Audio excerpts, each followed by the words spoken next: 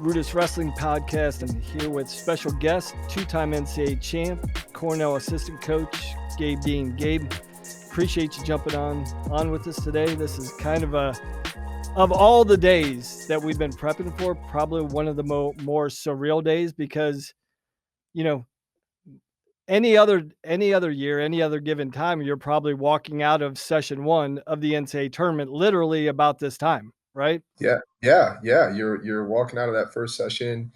Everybody's hyped up. Everybody's when they do the sirens and everything's going and everything's moving, and you're sitting down, probably walking out with the guys, game planning for their next match, and here we are, quarantined. So, and it's one of those things like we always prepare guys for unexpected circumstances, but in the context of wrestling, like, hey, when we get to this event, things may not go perfect, but you've got to adapt. You got to be willing to adjust, on the fly with unexpected circumstances, situation. The call doesn't go your way, but now all the stuff that we talk to guys and preach to guys in the wrestling room, we're literally applying those things. We talk about it all the time. These are life lessons that we teach in wrestling. Well, literally, this is literal application of these messages that we seemingly talk about all the time in the wrestling room. Yeah, instead of being in the NCAA championships right now, we're actually taking those things, like you said, and applying it to our life. I mean, I was just out running errands, and I'm sitting there and I'm waiting in a line to go into Costco, and it takes like 20 minutes because they have to keep the crowd control and everything. And it's kind of put everything into perspective for me. And I think a lot of people is like, we live in this country and we take a lot of these little things for granted, and we're so used to having like so much freedom. And some people are freaking out. Some people are, staying and hiding in their homes and everything like that. But in the sport of wrestling, like, I think like you said, we preach to our guys, like, hey, you're going to take all these principles and values and characteristics and that you learn from the sport and overcoming adversity, and you're going to apply those to the rest of your life. Well, right now, instead of being at the NCAA championships, I think a lot of us are applying those things to what's going on in our country right now. And I think for most of our athletes, like every athlete, when they step on your campus, the clock starts ticking, and in 4 or 5 years it's done. But as you're going through it, you don't. A lot of guys don't take advantage, or they don't understand how quickly something could be taken, even though you explain those things. But I guess it's hard, for an 18 to 22-year-old kid who doesn't really have a lot of life experience.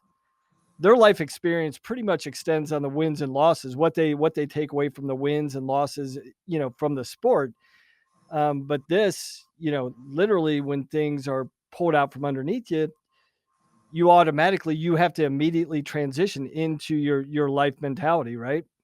Well, yeah, like one of the beautiful things about the sport of wrestling is teaching you how to adapt on the fly. Like, when you're in the middle of a match and things aren't necessarily going as game planned or how you thought they were going to go in your head, to be able to adapt to, what your opponent is doing in this certain situation. And, like wrestling is in sports that, in general, the way I view them and the way that I was raised in them was they were a teaching tool. They were a teaching tool from a young age to provide a foundation of adversity for kids and to, overcome that adversity and learn how to change, learn how to adapt. Because when we fail and we don't get everything we want and things don't go our way, we're the most vulnerable to change. We're the most vulnerable to listening and learning how to make sure that doesn't happen again. So I think given the circumstances of our country and, what our sport provides for us is like, here's our first test. We're sitting at home and it's not the NCAA championships, and here's our first test of how to overcome and move forward through this. So. Yeah, I think it's one of those things you have to adapt, adjust, and move on. You have to quickly do that. You can't, just like in a wrestling match, you can't sit around feeling sorry for yourself. If you do that, the match is over, right? Something bad happens, a bad call, a bad takedown, or whatever. You got to get back up, shake it off, and move on. And I think this is where the country's kind of at too. Is like, oh, for me, Gabe, it was kind of surreal.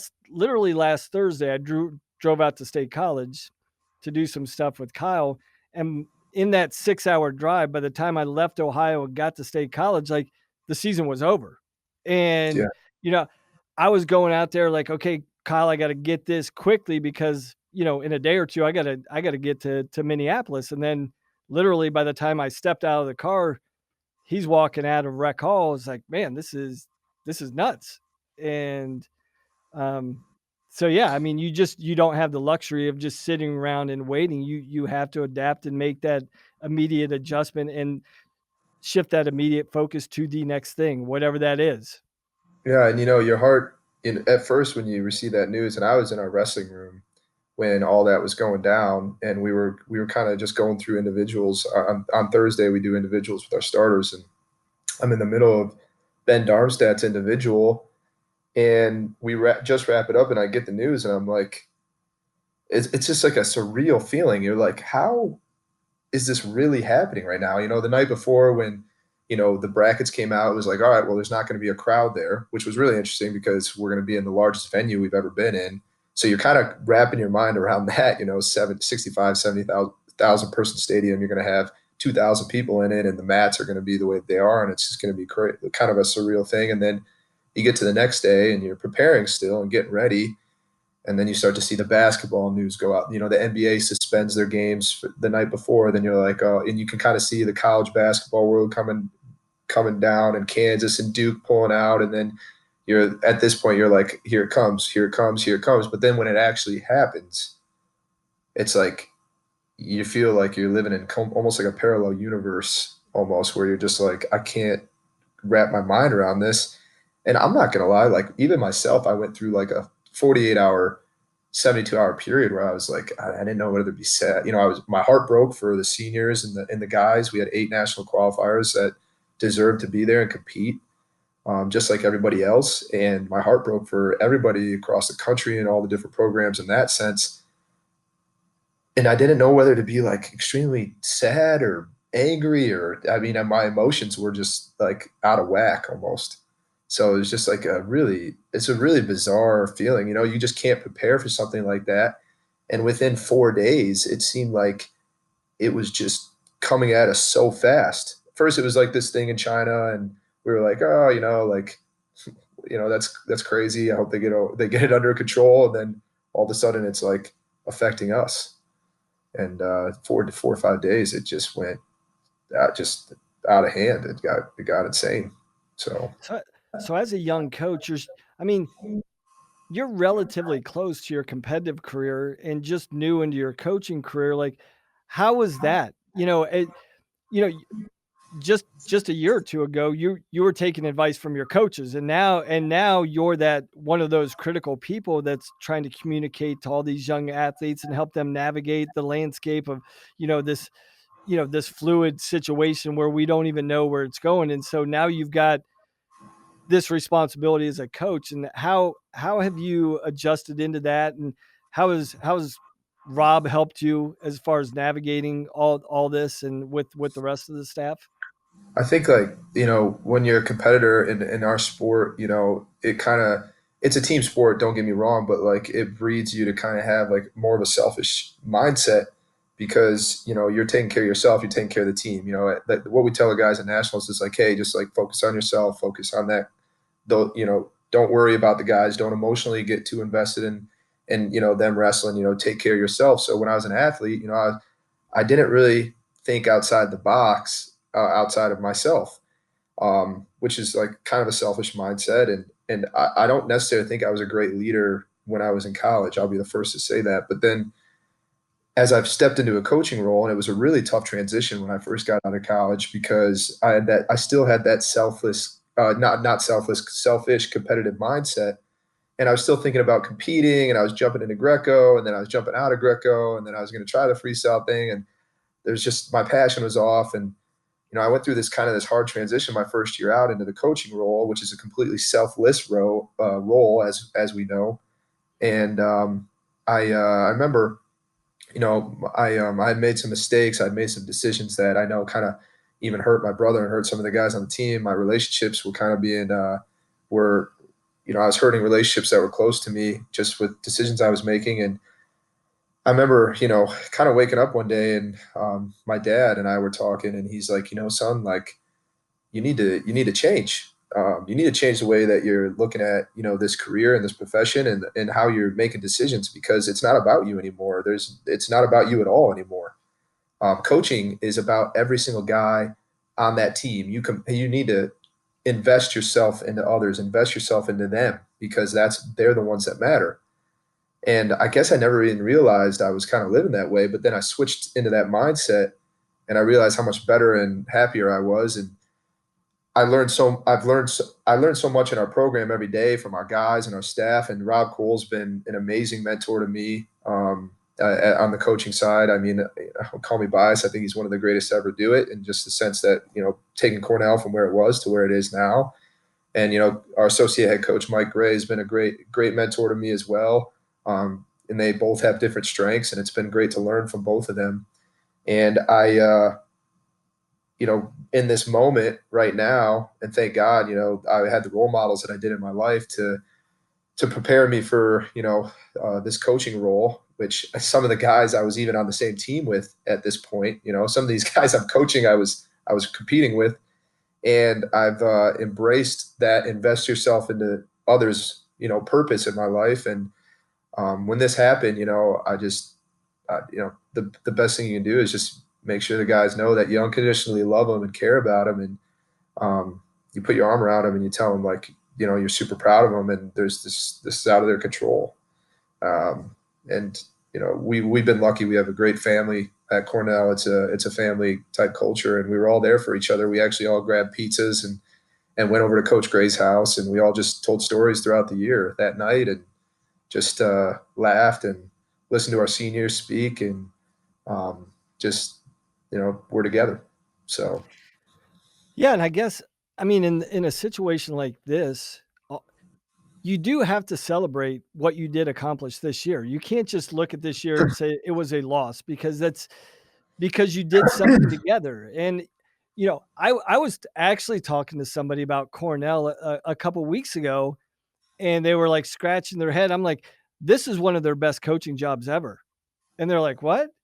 Like, they don't have the ranking that they've had. They don't have the dual meet record. They placed, they didn't win the EIWA. I'm like, but look at the guys they had in Olympic redshirt this year, and they still, had a phenomenal dual meet season. They sent 8 guys to the NCAA tournament, and I don't think anybody would have predicted that.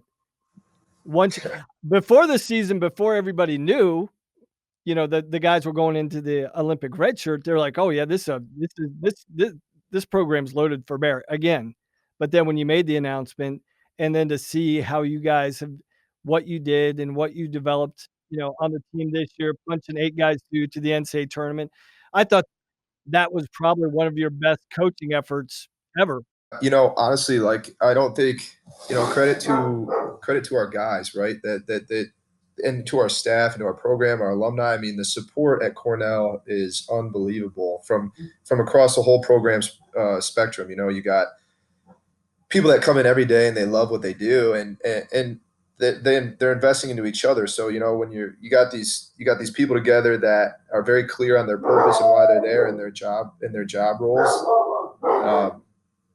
Yeah, where they're, gosh, 3 dogs running around an apartment can be an issue. But we investing in each other and building each other up.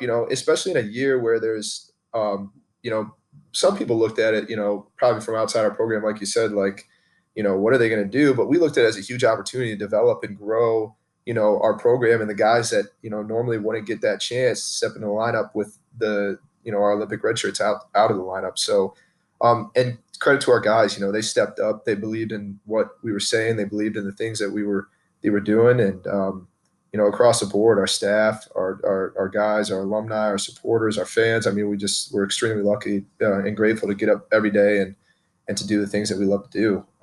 And it was crazy. We get to the IWA tournament and we took second as a team in 8 national qualifiers. And I think we just, we peaked at the right time. We didn't focus on necessarily a duel or anything like that as like our shining moment. We always have the focus of having these guys ready for the postseason. having these guys ready to go. The postseason is what matters the most in our sport, and that's where we put our focus. So, and everybody out wrestled their seed, so we were lucky. Yeah, I mean, anytime you can do that, right? I mean, when you're talking about the EIWA championships, one of the toughest postseason championships in the country, I always said if I could take more positives than negatives out of the EIWA tournament, I thought it was a pretty good weekend overall, because it is so tough, and it there's so much depth, and there's, the great thing I think about the conference too, there's becoming a lot more parity within the conference, a lot more depth of Absolutely. talent. And people can say, well, that they've added what now 17 programs total into the conference with the We're addition 17. of yeah. But I'm like, no, I mean, yeah, the addition of numbers doesn't strengthen the conference. You look at, obviously traditionally Cornell and Lehigh has been sitting on top, historically over, a long period of time. But, to see what Army's doing, to see what Princeton's been doing. I mean, that's obviously you want to compete against those guys and beat the tar out of them every time you face it. But the better they get, the better the conference is going to get, and the better everybody's going to be. So I'm sure, it's been fun to see Princeton chirp a little bit. But in a Oh way, yeah. did you guys like it? It's like, yeah, it's great to see somebody else, even though you don't want to see them get good, but it's good for the conference, right? We look at it as like yeah, everybody's got their different ways of doing things. It's like, and the smack talk and the chirping and the Instagram and Twitter and all that kind of stuff it helps build the sport. It's marketing, the way that I view it. And you see it in UFC, you see it with Askren and Chael Sonnen and these guys, and they do a great job at it. And that's not necessarily like the way that we necessarily roll. And as our program, I'm not a big smack talker, and Coach Gray is definitely not, and Coach Cole will have his fun, but he's not a smack talker by any means. So it's actually kind of fun every time we get on and we see it, and they're coming at us. We're like, like that's what this is all about. This is what helps grow our sport. This is what like you said, it's added depth to our conference. It's creating great rivalries. It's fun. Like it makes it fun. And the Big Ten is obviously the Big Ten, and their conference is crazy good, and it always will be. It probably, that's not going to change anytime soon. But the IWA tournament is it's getting better, and I embrace the rivalries that are being created, and I know our program does too. And credit to Army and Princeton and Navy, actually, even though they're going with different leadership. They took fourth this year, and Army took third, and Princeton took fifth, and they're all getting a lot better, and it's fun. So I think it's good for our sport. It's good for our conference.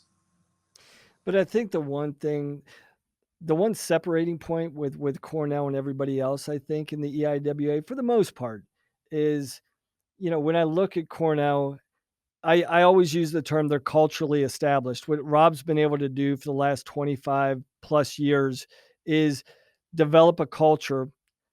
And from that culture, he started building results. And now those results have turned into expectations. And that's what I mean by, um, the culturally established program. And I think that served you guys well this year. Is like, even though you had a lot of faces that people didn't recognize, there was the expectation from what you've done, from what Mike did, from what Kyle did, everybody that's gone through Rob's program in the past 25 years, the expectation. I don't care, if you're a big time recruit or a lower level recruit, if you put on the red and white, you're expected. What what your expectation is and your obligation to the program is, right?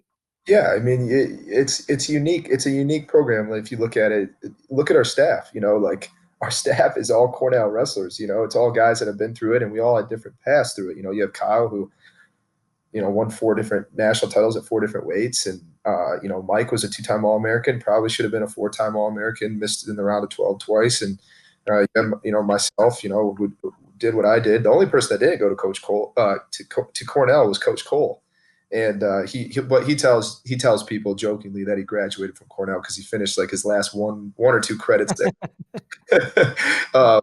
Very Coach Cole thing to do, right? But but I mean, if anybody understands it, it's that guy, right? So you have all these people that have been through it, been through the class and the expectations in the classroom part, and then also on the wrestling side that have set this high standard. And these guys look around to the left and right, and Yanni Diakomahalis is walking through the room. You have Vito Arujau, you have Max Dean, you have Ben Darmstadt, you have All-Americans and national champs, and now a couple-time world champ walking around. And when the whole staff is not focused on anything that we've done or accomplished or anything that, or feeling sorry for ourselves because, we're supposed to have this down year, right?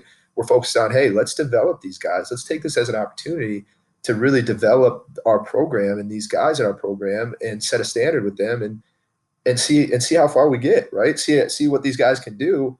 And luckily for us, we recruit based upon our program's values. Our recruiting is done not just by talent. Obviously the rankings and talent are extremely important, but character to us is just as important, and making sure that we have the kids with the right values and the right morals and the right, and are the right fit. And we've been able to do that and before my time, even on the coaching staff, they've been doing that for a while. So you have the right kids that believe in the system, that have the same values and the same perspective as the rest of the staff and the program, and you come together and the whole staff is focused on investing into these kids and developing these kids, you find success. I don't think there's any super big secret to success. It's just a matter of getting the right people in the right place that are about the right things. So.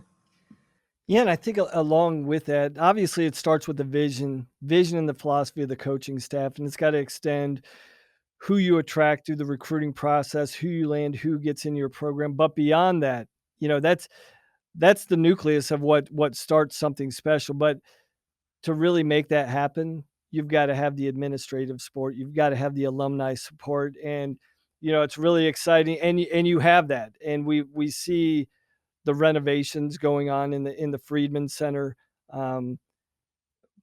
which is necessary, right? I'm sure a lot of people, there's good and bad. They talk about this arms race in college, but it's a necessary thing. It's one of those things, like, don't say you want to win a national championship if you don't want to play by the rules of the game that's been established by the other powers in the sport, right? Absolutely. And so it's exciting to see, like, it's not just words, it's the support.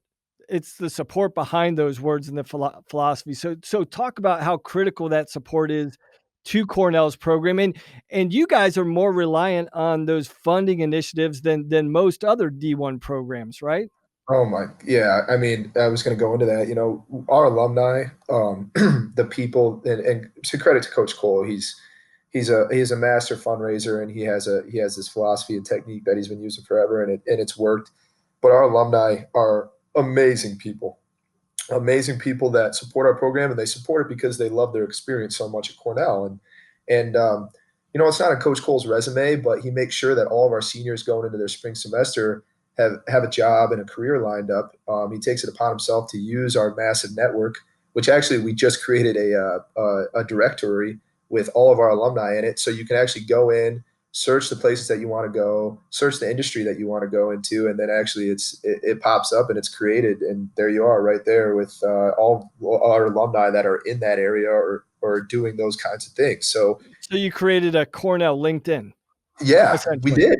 Really, that's exactly it. And one of our alumni, John Tvedik, is the one that kind of took the initiative on that, and worked to put together this directory where our kids, our guys, can go in and now connect with alumni in the industry that they want to go into, in the area of the country that they want to go to, and they can see where these guys live and what they're doing, and then they can connect and reach out with their emails, and all their information is in there. I mean, and it's incredible. So everybody, it has a job and goes out and does really well. Well, then they're so appreciative and so thankful. They come back and then they give to the program.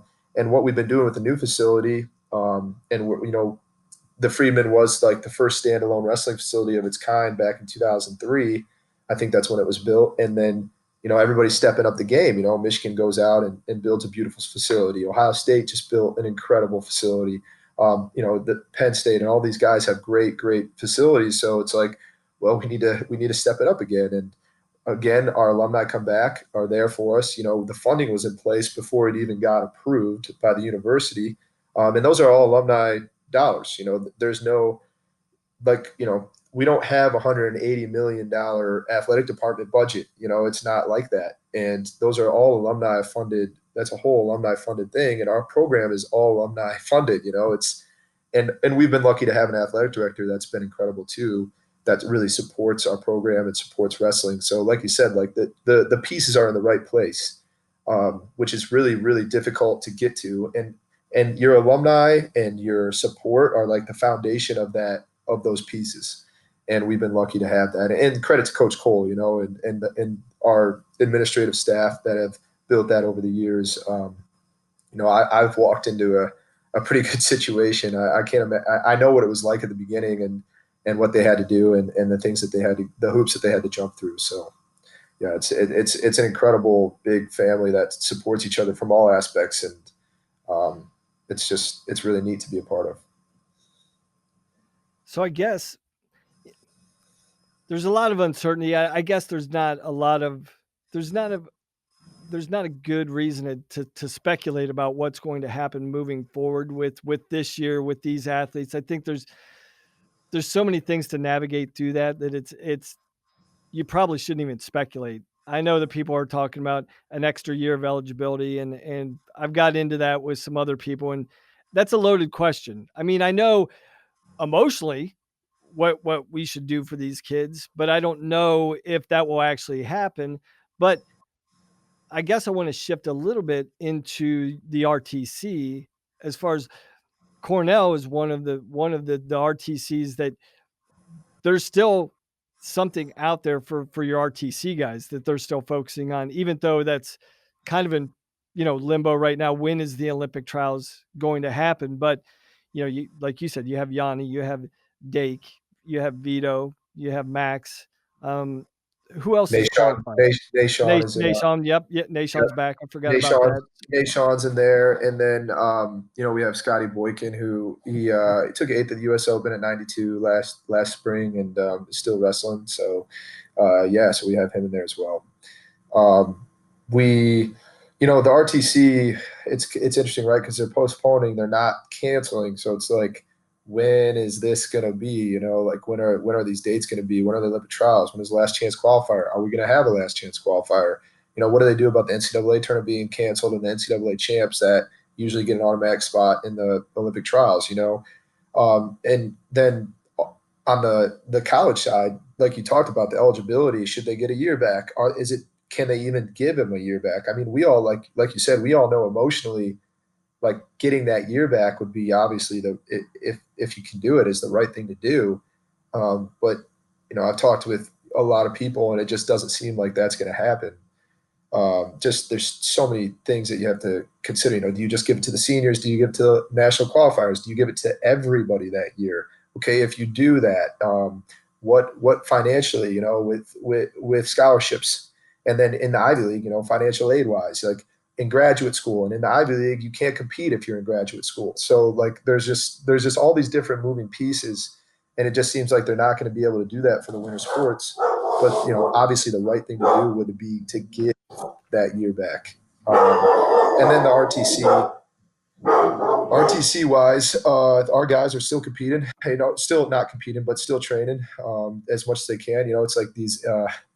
I know Max is home in Michigan right now. They rolled out a couple mats in our garage, my dad, and he's wrestling back there with guys. And I think Dake. I saw a video of Dake. He was in his garage with his setup. So it's like, because we can't get into our facility right now, they shut that down. So it's like we're just finding unique ways for our guys to continue to train and be there and get ready for whenever they're going to make these dates, if they do. So,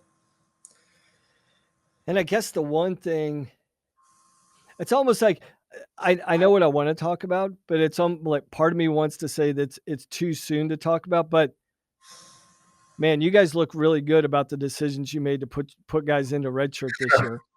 I mean, I hate to say it, but that's an obvious thing, right? I mean,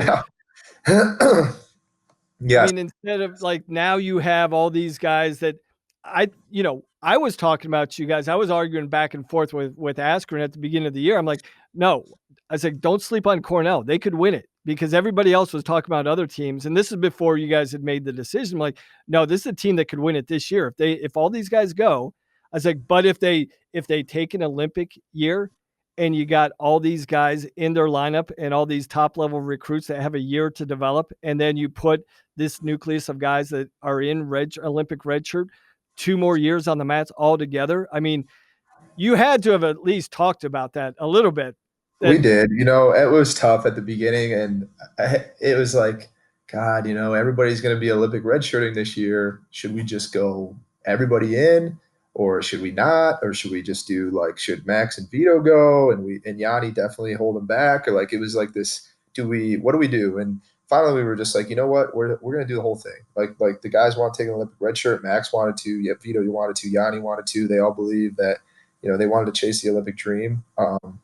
And how could you tell a kid no? How could you tell a kid no? We're gonna wrestle you, even though Kyle Snyder and these guys have obviously created a blueprint where you can compete in college and go to the next level and win world championships and Olympic titles. But these guys, they wanted to focus on their Olympic careers, so we were like, you know what, we're invested into these guys. We're invested in what they want to do. It's going to create some opportunity for some other guys to step into the lineup and do some special things, and we're going to focus on developing those guys. And we went that way. And looking back on it now, it's like it's kind of tough to comment on because you don't want to be like, well, I'm glad that we did Olympic redshirt them for that reason, and we never did Olympic redshirt them for that reason. Obviously, you can never foresee anything like this happening, but I mean, looking back on it, for those three guys' sake, yeah, I'm glad they took an Olympic red shirt, even more so now because of everything that's happening, for sure.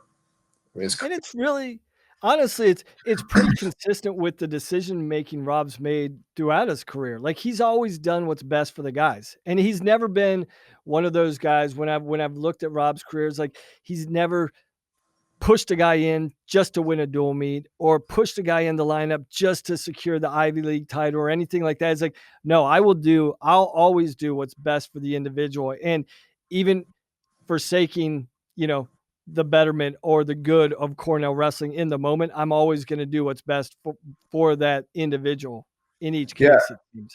Yeah. At the end of the day, like I said, how could you tell a kid no, that wants to go and do that, wants to go and chase that with their life? And as long as it's supported by the team and supported by the program and the staff and everybody's on the same page and there's no, disagreements or hard feelings, then that's what we're going to do. Whatever decision that we make as a staff is going to be in the best interest of our guys in our program. It's never about, one single individual. It's a program decision at the end of the day. And what our program decided was it was the best for those three to be able to go and chase that Olympic dream and take that Olympic year.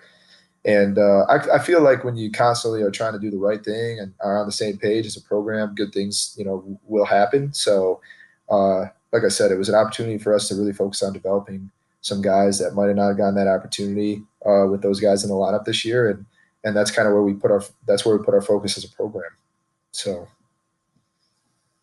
I guess with most of the guys that are training and are qualified, they already know for the most part we've qualified 5 out of 6 weights, but at 65 now we've still got some work to do. So I'm sure there's some added thought to the process. Number one, when is the Olympic trials going to happen? I guess in some cases, Gabe, if I was the guy to make the team, I would want to be the guy that qualifies the weight. So in some ways, okay, I get it. We haven't qualified the weight, but I want to put it on my shoulders. I'm gonna win the Olympic trials, and I think if the way it would play out, whoever wins the Olympic trials, whatever happens with the final qualifier, UWW qualifier, would go for the US. I'm sure you guys. What kind of discussions have you had about 65 and with Yanni and the other component of when are the Olympic trials going to be and the uncertainty of the weight's not qualified yet? So in terms of 65 being the weight that's not qualified yet, the big thing, and just to a little backdrop here before I go into it. I don't really work on a technical and wrestling side and anything directly with Yanni. Mike has been his guy and developed him beautifully into the wrestler he is. Yanni would be the first one to tell you that. I would say Yanni, Mike and Kyle work with Yanni the most. My own personal opinion on the matter is like, if I was the guy, if I'm at 65, like you said, like if I'm the best wrestler in the world, if I'm the best wrestler on the planet, like of course I'm going to go and qualify the weight at the last chance qualifier, and then I'm going to go on and win the Olympic trials, and I'm going to go on and win the Olympics. So yeah, I'd want to be the guy too. Like if I truly believe I'm the best guy in the world and I deserve to win, to be there and competing for, to make an Olympic team and to win an Olympic gold medal, like, of course, like, why wouldn't you want to be the guy? Unless you have any doubts that you wouldn't be able to qualify the weight, which therefore makes you kind of second guess yourself in the sense that, like, listen, if you're trying to make an Olympic team, you believe you're gonna win an Olympic gold medal. I hope you wouldn't try to go and make an Olympic team just to make the team. It's like you go to make the Olympic team, you're going to win an Olympic gold medal. So if you're going to, I want to be the guy that was sent to the last chance qualifier because I truly believe that I'm the best wrestler in the world. And that's kind of the mindset that I think I would have. And then in terms of like the discussion with 65, it's kind of out of our hands. USA Wrestling and their staff kind of makes that decision on who goes to what at the end of the day. But I know Yanni believes that Yanni believes in everything that I just said. Yanni's a special type of wrestler, right? I mean, that goes without saying. I think the word prodigy, when I think of the word prodigy, I think of that kid. The kid just loves wrestling. He loves wrestling more than I've ever seen anybody love wrestling. And he's constantly watching it on his phone and studying it. And him and Mike are constantly having conversations about little technical breakdowns and it's just like for me, it's been a treat to sit back and watch those two and Kyle and those guys work together and learn from it. Like I sit there and I pick up the technical things while I watch them working on things, and then I try to incorporate it to the guys that I coach and work with specifically. So, but the beautiful thing is there's no egos involved with our program. There's no, Yanni's a great leader. He never makes it feel like he's ever better than anybody else or anything. He's just as goofy as the guys. He's in there. He's playing video games and laughing and joking. I mean, there's no single individual out of our program, and he's done a great job of setting that standard of like nobody's better than the guy next to him. It's just big old family that we support each other in. So speaking of the rest of the family, I think everybody's in the same boat. That's probably one of the most difficult things is when you get separated from your family. Now, are all the guys that you guys have closed campus, like the majority of campuses? Have you sent everybody home? What's the status of yes, all your guys right now? So we sent everybody home. I mean, you cannot get into any of our athletic facilities. You can't do anything. Everything's shut down. Campus is closed. Classes are canceled for the rest of the spring. They're all going to be online. All the facilities are closed. The workers are, working remotely. All the faculty and staff and everything are working remotely. So yeah, you cannot work out in our room. And then we're going through all those renovations right now with our facility. So they're moving things around, and the mat space wouldn't even have been ideal. We would have been able to figure it out if this coronavirus thing didn't happen. So yeah, we sent everybody home. And everybody, it's funny, like we're all still talking and everything in group chats and everything, and everybody's kind of figuring it out, putting mats down. Like I said, putting mats down in the garage, going to, their buddy's house who has a basement that has, mats in it. And we're all still figuring it out, ways to work out, because it's what we love to do, right? We love to wrestle. We love to learn and grow and do those kind of things. So it's like, it's kind of funny to see like the group chats like, hey, check out my new home gym, or, check out what I found, what I've been doing, it's from these different guys across the board. So it's pretty cool to see how much the guys love it and take full accountability and responsibility to getting their workouts in and doing things while we have to send them all home. Yeah. And I guess when you're talking about D1 athletes, you know you've got the most motivated individuals in the country as far as in wrestling athletically. Like that's their passion. That's what they want to do every day. So you know that they're going to be getting their workouts in because that's their passion. That's what they want to do. But I'm sure you know what you and the staff are thinking about. And for me as a former coach, the one thing that I would probably be most anxious about is not them getting their workouts in. It's like I know you're going to get your workouts in, guys, because that's what you love to do. Make sure you take care of everything else. Make sure you're taking care of your online classes.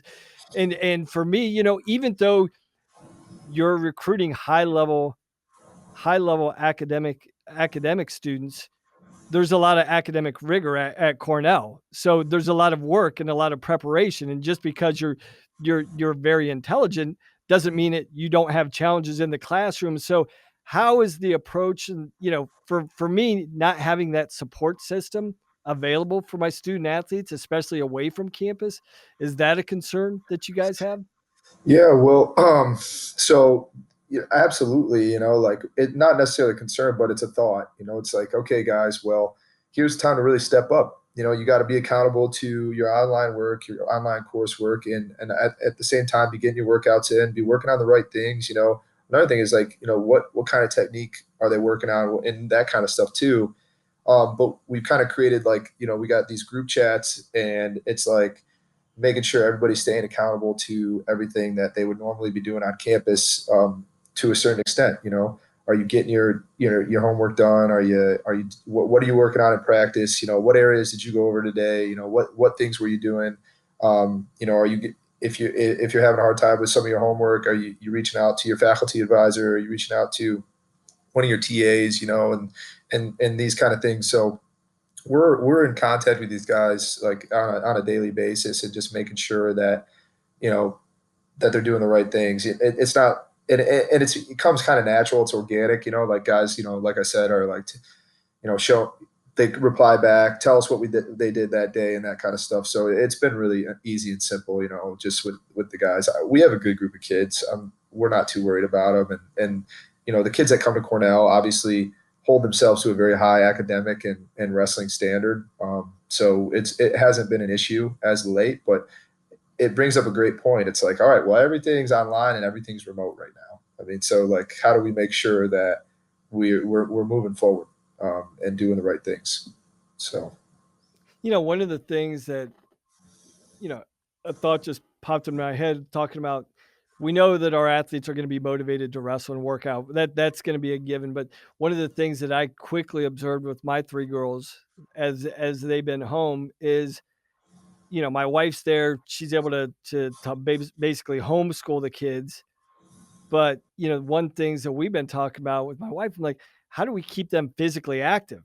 Like, because I know they're going to get the work in, and I know they're going to pass their grades, but they're secluded in this house now in these four walls. And like, what are they going to do? I was like, we got to come up with some strategies to keep the kids physically active and physically engaged and physically stimulated, because you know most of the kids in our society and right now, what do they want to be doing? They want to jump on their Xbox or their Game Boy or whatever, and they want to spend more time in their butt instead of getting off their butt and getting after it and staying active. I think that's maybe one of the things that we haven't talked about that much as a yeah, society is like we're pulling them out of school, but you know, we've got to keep them stimulated more than just intellectually, right? right. So I was actually, you know, to your point, I was actually approached recently with this business opportunity to partner with a company called Youth Barbell Club, which is kind of taking the bull by the horns with what's happening in our country, and they've created an online platform where kids from teenage kids across the board can come on to, and they're assigned a personal online coach, and they're assigned like workouts and everything like that, and then at the same time they're held accountable through Snapchat, which I found interesting and kind of unique and innovative in a way, because all kids are on Snapchat now.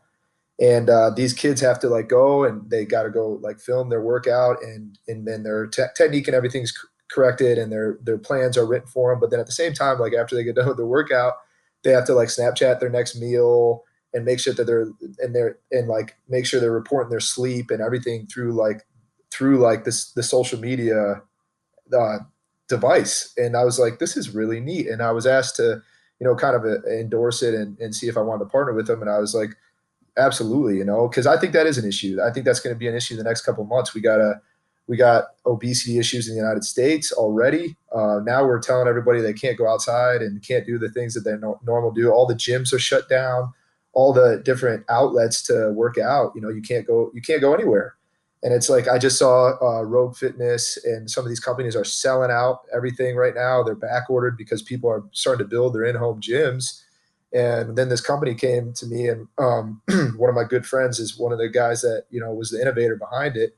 And I was like, absolutely, like I'm all about the kids, like you said, not sitting on the couch, not doing these things, and not just playing video games all day. Like they need to stay active. They need to motivate themselves and discipline themselves to a healthy lifestyle still, and not get in a habit of just waking up and laying around all day and playing video games. And so I jumped in with this company recently just because I like their vision. I like what they're doing. It's not just like you jump online and you just work out for an hour. It's like you're held accountable for the other 22 hours of the day. You're reporting meals, you're reporting different things. You're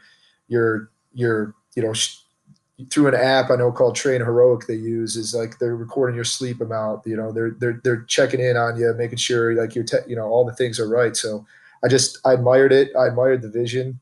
It was created out of just the sense that they wanted to help kids and do that kind of thing. It's not about making money or doing anything like that. It's just a good people trying to make the world a better place given the circumstances that we're in right now. And I think it's actually a really neat thing. But yeah, kids, we can't have kids laying on couches all day. I just don't think that's a good idea. That's not good. So yeah, and the best way to be healthy is take care of yourself. I know we've got all these things, and we have to be smart. We got to wash our hands. We want to avoid personal contact as much as we can. But if you want to have the healthiest body you possibly can, you got to get up off the couch and you got to work out. And I think that's one of those things that I haven't heard any government official, any state official talk about the importance of physical activity during this time. I think because you expose yourself, the more sedentary you are, the more exposed you are. And then I don't want to get on this soapbox about talking about what you need to do, but I do know, if you're active and if you're working out, you're probably more healthy than the normal bear. So, do what you can. absolutely. And I haven't heard anybody talk about it either. And especially like in our teenager culture, with all the social media, all the video games, everything that they can get distracted by and spend hours and hours and hours on. It's like, here's this company starting just to take advantage of like what they're already on and move it towards a positive direction, and that's why I believed in it. And it's like, we do have to stay active. We do have to do things. We still have to get off the couch. We still can't play video games all day, even though we're quarantined in to a certain extent right now. I mean, there's different creative things that we can do to get workouts in, and then having role models and people within the service that are holding them accountable, especially as teenage kids, is really important because mom and dad, they're out doing things and getting groceries and doing those things for these guys during the day, and it's just, I don't know. I thought it was a really cool service, and Youth Barbell Club. If you're interested, go check it out because I do think it's a really really neat thing that they did, given the times. Yeah, and I mean, I was having a conversation with a buddy yesterday, and like, what do we do in times like this? We're talking about, what we need as a society because, and how do we give back? So I appreciate companies like this that are up, they recognize the importance of physical activity and the benefits and the lifelong benefits it can create. And I think a lot of times in our society now, we just elevate our athletes as the people that are high level, trainers, and we should all be engaged at some level. We should always be training throughout our life. Absolutely, and it's not a service just for athletes. It's for everybody. It's for any teenage kid that needs to get off the couch and do something and wants to stay motivated and disciplined to working out and moving themselves in the right direction. So it's not just athletes. It's not just us. I mean, like you said, D1 athletes, us, people that are used to being in an athletic world, used to doing these kind of things. Like it's not as difficult for us to stay disciplined and get off the couch and make sure we get our workouts in during the day. it's like having, especially like in the younger adolescent years, having somebody that's there, keeping them accountable, making sure they're eating the right things, making sure they're getting them the right amount of sleep, not staying up till 4 a.m. in the morning and on Xbox all night. It's like, let's make sure that we're still, doing the right things and moving forward as a country with the cards that we're dealt right now as a country. So yeah, it's a cool service. I love what they're doing. I love their vision, and I bought into it. So yeah, I mean, I think as athletes, as coaches, any element of control that we can exercise, I think we love to take advantage of, because I think this is probably, in times like now, that's the most uncertain thing, is like we don't have control of certain things, but the one thing you do have control of is yourself and the decisions you make, and how active you stay, how healthy you want to be, how much you follow these government guidelines to help us get through this and get to the back end at some point. But hey, Gabe, I really appreciate you jumping on today. I know you'd much rather be in Minneapolis, like all of us. But I appreciate that you're even in these times, you're trying to do things to advance and promote a healthy lifestyle and promote health in our society. So thanks a ton for coming on. Obviously, I've respected you from afar. Hated seeing the beatings you gave to my athletes over the years, but I always respected it. But yeah, thanks again, Gabe, and best of luck. Coach, thanks for having me on, and nothing but respect for RUDIS and all the company does for all our sport as well. You guys have been a great ambassador and done amazing things with your brand, and always respected you as well. As when competing against you guys, you always had really tough kids, and I just I love what you guys are doing for the wrestling community and everything you've done personally, Coach. So thank you.